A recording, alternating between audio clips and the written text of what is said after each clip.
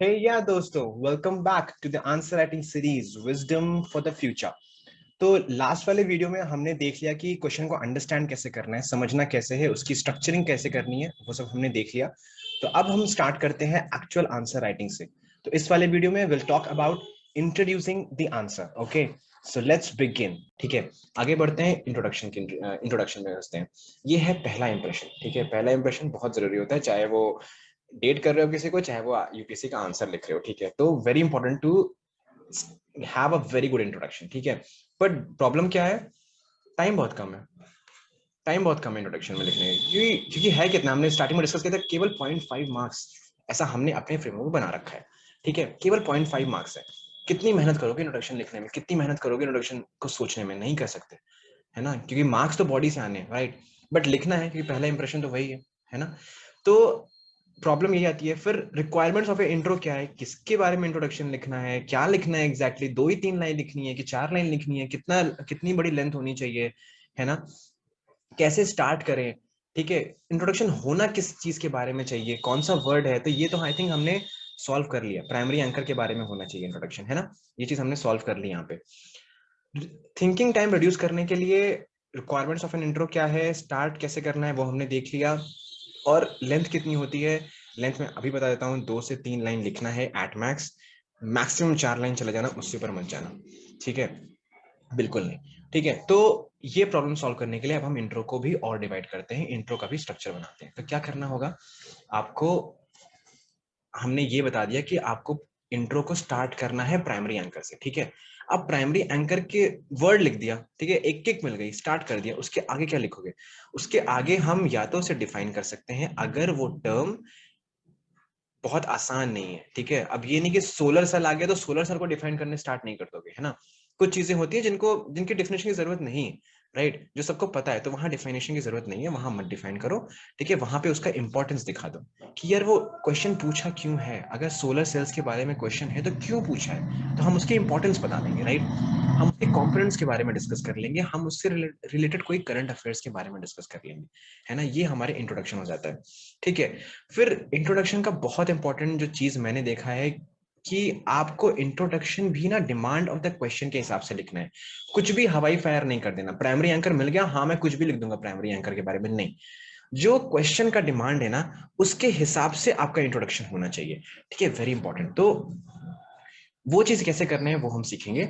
बहुत स्पेसिफिक होना है यार, स्पेसिफिक जो ये वर्ड है ना, इतनी बार हम एस्पिरेंट्स, जो भी मैं एस्पिरेंट्स को देखता हूँ, उनको मतलब ये स्पेसिफिक वर्ड बहुत बार सुनते हैं। स्पेसिफिक लिखो, अपना आंसर स्पेसिफिक लिखो, अपना कंक्लूजन स्पेसिफिक लिखो, अपना इंट्रोडक्शन स्पेसिफिक लिखो, हर चीज स्पेसिफिक होनी चाहिए, डेफिनेटली होनी चाहिए, because you are a bureaucrat. आप हवा में बात नहीं करोगे, आप पॉइंट वाइज एकदम सटीक बात करना है आपको। ठीक है, पर स्पेसिफिक करने में प्रॉब्लम बहुत आती है एस्पिरेंट्स को। तो उसका भी मैंने सोल्यूशन निकाला कि भैया एग्जाम्पल लिख दो। ठीक है, सबसे सही स्पेसिफिक, कहीं भी स्पेसिफिक करने का दिक्कत है, एग्जाम्पल लिख दो, जस्टिफाई योर आर्ग्यूमेंट। ठीक है, तो इसे कैसे इंक्लूड करेंगे इंट्रोडक्शन में, ये मैं बताऊंगा। तो 3 पार्ट हो गए इंट्रोडक्शन की। स्टार्ट किससे करना है, प्राइमरी एंकर के बारे में लिखना है हमको, क्या लिखना है, so that it addresses the demand of the question. ठीक है, उसको स्पेसिफिक कैसे बनाना है, that is by the help of example, या फिर अगर कोई डेटा वगैरह है तो वो भी आप लिख सकते हो, जरूरी नहीं कि हर चीज में एग्जाम्पल लिखें। ठीक है, बट एक तरीका है। तो आगे चलते हैं, प्रैक्टिस करते हैं, उसे समझते हैं कैसे करना है। पहला क्वेश्चन उठाया, वही क्वेश्चन जो हमने पहले डिस्कस किया है। याद रखना, you have to start with the anchor, you have to write the introduction towards the demand of the question, and you have to be specific, and the tool to be specific is example, right? पढ़ते हैं question. Highlight the central Asian and the Gandhara and the Greco Bactrian elements in the Gandhara art. Question है Gandhara art के बारे में, ये आपको पता ही है। तो स्टार्ट किससे करेंगे, हम गांधारा आर्ट से स्टार्ट कर देंगे अपना इंट्रोडक्शन। ठीक है, लेकिन यहाँ पे मैं 2 इंट्रोडक्शन मैंने दे रखा है जो जनरली लोग लिखते हैं। ठीक है, पहले हम इसको डिस्कस कर लेते हैं। अब गांधारा आर्ट है, तो कुछ लोग इंट्रोडक्शन स्टार्ट करेंगे, थोड़े दूर से आएंगे, मतलब गांधारा आर्ट ये रहा। ठीक है, गंधारा आर्ट है, इस पे हमें जाना है, तो वो घूम के आएंगे इस पे। ठीक है, तो पहले हम ये डिस्कस कर लेते हैं लोग लिखते क्या हैं, जनरली लोग क्या लिखते हैं। तो यहाँ पे हो गया कि India is a culturally diverse civilisation having several art forms like Gandhara, Mathura, Amaravati etcetera, and in this Gandhara art has evolved due to the culmination of elements from the Indian and the foreign civilization like the Greek, Roman, Central Asian, Bactrian, etc. Second part जो है, ये तो सही है, पर पहले part लिखने की क्या जरूरत है भाई? इतना लंबा चौड़ा घुमा के कि इंडिया में गांधारा आर्ट भी है, मथुरा आर्ट भी होता है, अमरावती आर्ट भी होता है, ठीक है, ये सब लिखने की जरूरत नहीं है इस बारे में, डायरेक्टली हिट द बुल्स आई, ठीक है। तो आप लिख सकते हो ये इंट्रोडक्शन, ओके ओके है, बट मैं नहीं सजेस्ट करूंगा, क्योंकि पहली बात तो इसको गांधारा आर्ट से स्टार्ट करना है ना। एनीवेज, तो सेकंड इंट्रो पे आते हैं। गांधारा आर्ट से स्टार्ट कर लिया, वाह क्या बात है। Evolve in the north western part of the India, it was patronised by the Kushan rulers, specially Kanishka, ठीक है। it had influences not only from India but outside civilizations as well। सही इंट्रो है, ठीक इंट्रो है, बट क्या problem है इस intro में? सबसे पहले हमें क्या, मैंने क्या किया, स्टार्ट विद द एंकर तो कर दिया, पर क्या मैंने तुरंत ही डिमांड एड्रेस किया क्वेश्चन का? नहीं किया। क्यों? क्योंकि डिमांड ऑफ द क्वेश्चन में नहीं बोला है भाई कि कहाँ इवॉल्व किया है, north western part of India is the location of Gandhara art, जिसके बारे में क्वेश्चन नहीं है। Kanishka is the person who patronised, ठीक है, जिसने जिसने इन्फ्लुएंस किया, जिसने प्रमोट किया था गांधारा आर्ट का। नहीं है वो चीज नहीं क्वेश्चन का पार्ट है ना, तो क्यों लिखना है क्वेश्चन के स्टार्टिंग में, क्यों ऐसा लिखना है? हाँ डेफिनेटली जो इन्फ्लुएंसेस हैं, that is what the question is all about. तो सेकंड पार्ट यहाँ का भी सही है, सेकंड पार्ट यहाँ का भी सही है, ठीक है। तो ओके ओके क्वेश्चन है, कुछ नहीं आता है इसके बारे में तो आप ऐसा लिख सकते हो, लेकिन मैं क्या बताऊंगा, मैं ऐसा इंट्रो लिखता, ठीक है। जरूरी नहीं कि बहुत ज्यादा एकदम परफेक्ट इंट्रो है, डजेंट मैटर, हमें अपना स्ट्रैटेजी फॉलो करना है, बाकी तो भैया यूपीएससी के हाथ में।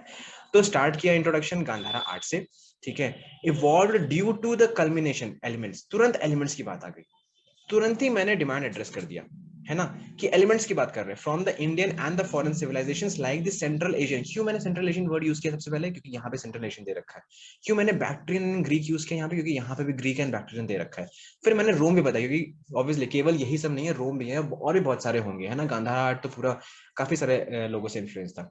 तो मैंने ये बता दिया, फिर बाद में एंड करने के लिए मैंने बोल दिया कि इन the north western part of India, right. फिर मैंने एग्जाम्पल दे दिया कि गांधारा आर्ट का एक एग्जाम्पल है सीटेड बुद्धा स्कल्पचर, ठीक है।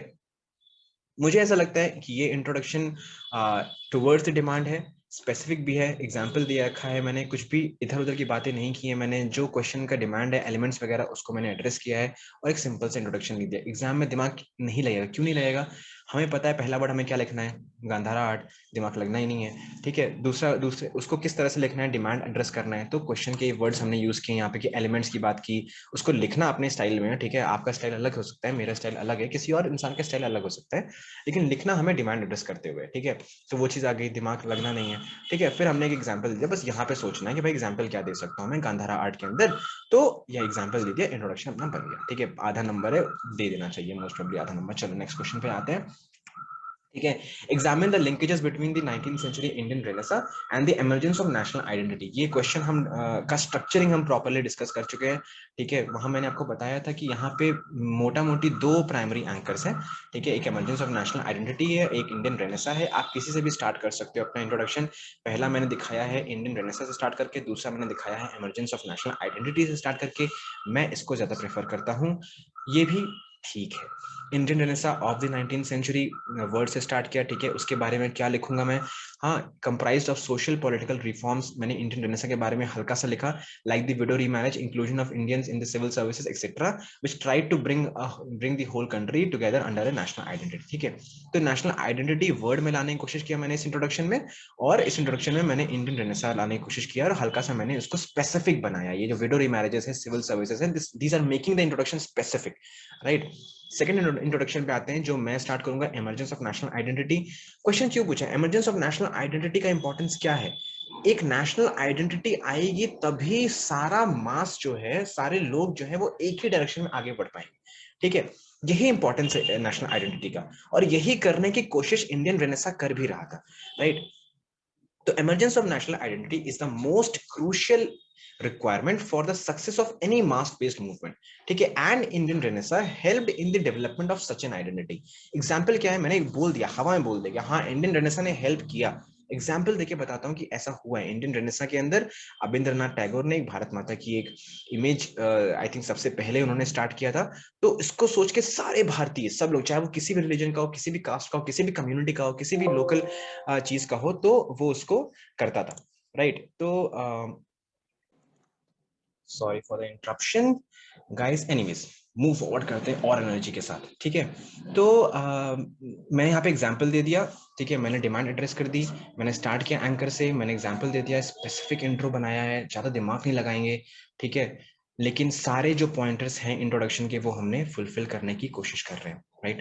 Let's move forward. इस पे आते हैं, ये वही क्वेश्चन है जो हमने पहले डिस्कस किया था, इसका इंट्रोडक्शन देखते हैं। तो मैंने वहां पे बताया था कि इस वाले क्वेश्चन में प्राइमरी एंकर क्या है, implementation of information and communication technology, ठीक है। उसी से मैंने स्टार्ट किया है अपना introduction, implementation of ICT based projects, ठीक है। अब आईसीटी डिफाइन तो नहीं करोगे, पहली बात तो क्वेश्चन आईसीटी के बारे में नहीं है, इंप्लीमेंटेशन के बारे में ऑफ आईसीटी, ठीक है। तो आईसीटी डिफाइन करने का तो कोई पॉइंट नहीं है, ठीक है। वैसे भी सबको पता होता है, बच्चों वाले इंट्रोडक्शन हो जाएगा, भाई आईसीटी डिफाइन कर रहे हैं, नहीं करना है यहाँ पे, ठीक है। तो यहाँ पे क्या कर सकते हैं, याद करो, थोड़ी देर पहले मैंने बताया था कि आप इसका इंपॉर्टेंस शो कर सकते हो, ठीक है। इसलिए तो क्वेश्चन पूछा है, मतलब इंप्लीमेंटेशन ऑफ आईसीटी में प्रॉब्लम आ रही है, वो जानना चाहता है कि फैक्टर्स क्या है, तो क्यों जानना चाहता है भाई, इंपॉर्टेंट है implementation of ICT, right, that is why they have asked the question. तो इसीलिए मैंने इसका इंपॉर्टेंस लिखा है कि इट इज क्रूशियल, ठीक है, for taking the digital economy from $200 billion to $1 trillion by 2025। क्या यही एक इंट्रोडक्शन सबसे 30 मार्क का इंट्रोडक्शन है? नहीं, आप कुछ भी इंट्रोडक्शन लिखो, आपको ये 3 फैक्टर्स मेरे हिसाब से लगाने चाहिए। स्टार्ट विद द एंकर, ठीक है, towards the demand of the question and example, right. ये 3 चीजें आप अगर कर रहे हो, स्पेसिफिक इंट्रो लिख रहे हो, इंट्रोडक्शन समझ रहे हो, क्वेश्चन किस बारे में है उसको स्पेसिफिक लिख रहे हो, बाकी कुछ भी करो कोई फर्क नहीं पड़ता है, ठीक है। ये तो एक तरीका मैं बताने की कोशिश कर रहा हूँ कैसे आप उस चीज को कर सकते हो, बाकी आपकी मर्जी है आप कैसे उसे करना चाहते हो, राइट। Let's move forward. ये देखते हैं, ये क्वेश्चन भी हम पहले देख चुके हैं कि पब्लिक एक्सपेंडिचर मैनेजमेंट पे ये क्वेश्चन है, ठीक है। उसी उसी से इंट्रोडक्शन स्टार्ट करेंगे, उससे मैंने स्टार्ट किया यहाँ पे, लेकिन क्योंकि एक और कीवर्ड है इसलिए मैंने वो कीवर्ड भी यहाँ पे यूज किया है, राइट, कि पोस्ट लिबरलाइजेशन पीरियड का मैंने बात कर लिया यहाँ पे। एग्जामिनर को पता लगे कि हाँ भाई मुझे पता है कि पब्लिक एक्सपेंडिचर मैनेजमेंट क्या होता है, पोस्ट लिबरलाइजेशन पीरियड क्या होता है, ठीक है। तो public expenditure management refers to the allocation of public resources for the welfare of citizens. Article 112 क्यों लिखा है मैंने, स्पेसिफिक बनाने के लिए। 112 of the constitution mandates annual financial statement to be laid before the parliament every year. क्यों मैंने ये चीज लिखा है, annual financial statement in the context of the budget demand of the question addressed plus it's specific, ठीक है। ज्यादा दिमाग नहीं लगाया, केवल स्ट्रक्चर फॉलो किया, इंट्रोडक्शन निकल के आ गया, राइट। फिर मैंने पोस्ट लिबरलाइजेशन पीरियड क्यों है, क्या होता है उसमें, आपको पता होना चाहिए कि private sector along with the civil society also entered the sphere of governance, है ना, and hence making the process complex. यही तो क्वेश्चन है, चैलेंज है ना, प्रोसेस कॉम्प्लेक्स हो गया, डिमांड एड्रेस की क्वेश्चन की, ठीक है, वैसा ही इंट्रोडक्शन लिखा है, आगे बढ़ो, ठीक है। चलो ठीक है, अब ये हो गया एथिक्स का आंसर। एथिक्स का वाला क्वेश्चन डिस्कस कर लेते हैं। The will to power exist but it can be tamed. हम ये इस क्वेश्चन के बारे में बात कर चुके हैं। Tamed and guided by rationality and principles of moral duty. Question introduction start किससे करना है, प्राइमरी एंकर से। प्राइमरी एंकर क्या था, will to power. Will to power उठाया, वर्ड लिखा यहाँ पे, ठीक, डिलेमा खत्म। क्या लिखेंगे, डिमांड के हिसाब से लिखेंगे। Can on one hand be used for welfare of the world, ठीक है। टेम्ड, गाइडेड, है ना, क्यों बोल रहे हैं, डिमांड यही तो है कि हमें उसको, विल टू पावर तो एग्जिस्ट करती है बोल रहा है ना, एग्जिस्ट करती है तो चीजें अच्छी भी हैं, चीजें बुरी भी हो सकती हैं, है ना, ये इसीलिए क्वेश्चन है। तो use for the welfare of the world, promoting rule of law. Rule of law क्यों लिखा है, स्पेसिफिक बनाने के लिए। वेलफेयर ऑफ द वर्ल्ड तो थोड़ा ब्रॉड टर्म हो गया, उसको स्पेसिफिक बनाया कि रूल ऑफ लॉ अगर हम इंटरनेशनल वाले में फॉलो करेंगे तो वो वेलफेयर ऑफ द पब्लिक को, वेलफेयर ऑफ द वर्ल्ड के लिए अच्छा रहेगा, ठीक है।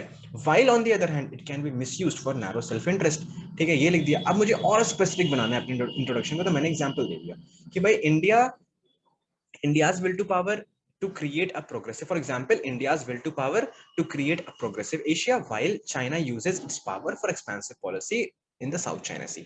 ब्रैकेट में लिख दिया, बहुत एक्सप्लेन नहीं किया, है ना, क्योंकि बहुत कम समय भी होता है, बहुत कम स्पेस भी होता है एथिक्स के आंसर में। सोचना ज्यादा पड़ता है, आपको मेन फोकस कंटेंट पे रखना है, ठीक है। तो बट इंट्रोडक्शन अच्छा होना चाहिए, पहला इंप्रेशन है भाई, पहला इंप्रेशन अच्छा ही होना चाहिए, है ना। तो ये तरीका था इंट्रोडक्शन करने का। एंकर से स्टार्ट करो, डिलेमा खत्म करो, एंकर के बाद क्या लिखोगे, क्वेश्चन का डिमांड एड्रेस करने की कोशिश करो, है ना, कुछ कुछ क्वेश्चन के डिमांड के अराउंड लिखो, उसका डेफिनेशन लिख सकते हो, अगर वो डिफिकल्ट वर्ड है तो उसका इंपॉर्टेंस शो कर सकते हो। करंट अफेयर्स का अगर थीम है तो करंट अफेयर्स के बारे में लिख सकते हो जो क्वेश्चन से मैच करता हो, रैंडम करंट अफेयर्स नहीं लिखना है, ठीक है। या फिर एक एग्जांपल देके उसे ज्यादा स्पेसिफिक बना के इंट्रोडक्शन अपना फिट कर सकते हो। फिर आगे बढ़ो भाई, बॉडी है, ठीक है। तो ये चीज है। तो यहाँ पे हमने क्या सीखा, हमने दो चीजें सीखी। सबसे पहला जो हमने सीखा वो है अंडरस्टैंडिंग द क्वेश्चन, बहुत जरूरी है। यहाँ से निकल के क्या आता है, यहाँ से हमें पहला निकालना है प्राइमरी एंकर, दूसरा निकालना है सेकेंडरी एंकर। और इन दोनों को क्यों निकालना है, क्योंकि हमें क्वेश्चन का स्ट्रक्चर बनाना है। स्ट्रक्चर क्वेश्चन का बन जाएगा तो बड़े प्यार से क्वेश्चन का फ्लो डिसाइड कर पाएंगे, क्वेश्चन का डिमांड एड्रेस कर पाएंगे, क्वेश्चन का कंटेक्स्ट एड्रेस कर पाएंगे, ठीक है। और एग्जामिनर खुश हो जाएगा, हमें नंबर दे देगा, ठीक है। दूसरी चीज जो हमने सीखी वो है कि इंट्रोडक्शन कैसे लिखना है। इंट्रोडक्शन हमने समझा कि भाई प्राइमरी एंकर उठाओ, यहाँ पे चेप दो इंट्रोडक्शन के बारे में, और उसके बाद demand of the question address करते हुए इंट्रोडक्शन लिखना स्टार्ट करो। फिर इंट्रोडक्शन को थोड़ा स्पेसिफिक बनाओ, ठीक है। अगर कंटेंट है तो स्पेसिफिक बनाओ, नहीं है तो एग्जाम्पल डाल के उसे स्पेसिफिक बनाने की कोशिश करो, ठीक है। Once you do this, your introduction is prepared, your question you have understood, now we will enter into the most important domain which is body। सारा नंबर वहां पे है, सारा मोक्ष वहां पे है, ठीक है।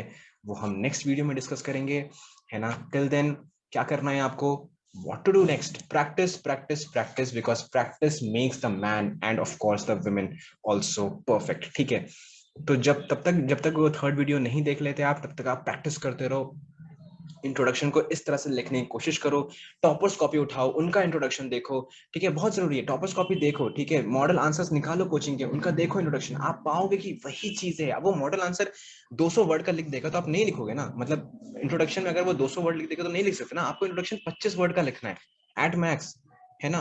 25 से 30 वर्ड, 30 वर्ड कर लो, 3 लाइनें कर लो, 4 लाइनें कर लो, है ना। तो आपको लिखना क्रिस्प ही पड़ेगा, और उसका तरीका जो मैंने निकाला था वो यही है जो मैंने आपको सिखाया इंट्रोडक्शन में, ठीक है। बाकी कोई भी डाउट है तो obviously you can contact us. उसके बाद शेड के awesome initiatives beyond economy with economic survey session with a difference, definitely in case you are struggling with economic survey, in case you want quick review about economic survey कि भाई क्या क्या points हैं, जल्दी जल्दी करके हम स्टोरी के फॉर्म में समझ लें, ज्वाइन दिस कोर्स। बड़ा मस्त कोर्स है, ठीक है। और उसके बाद फिर जो शेड का ये मेंटरशिप है अराइज करके, ये आप डेफिनेटली ज्वाइन कर सकते हो, मस्ट ज्वाइन इट, क्योंकि mentorship is the idea whose time has come. Join it, मोक्ष प्राप्त करो, बनो यार अच्छे से आईएएस ऑफिसर, गर्व होगा हम सबको, ठीक है। और कोई भी प्रॉब्लम है तो definitely we are always available, Telegram WhatsApp number दे रखा है। जो ओल्ड स्कूल है वो जीमेल भी यूज कर सकते हैं, ठीक है। और टेलीग्राम पे फॉलो कर सकते हो आप लोग हम लोग को, शेड को, और यूट्यूब चैनल भी है शेड का, फॉलो इट, ज्ञान प्राप्त करो, आगे बढ़ो, ठीक है। See you in the next video, till then good bye, this was Abhinav Srivastava and it was really nice teaching you guys, thank you।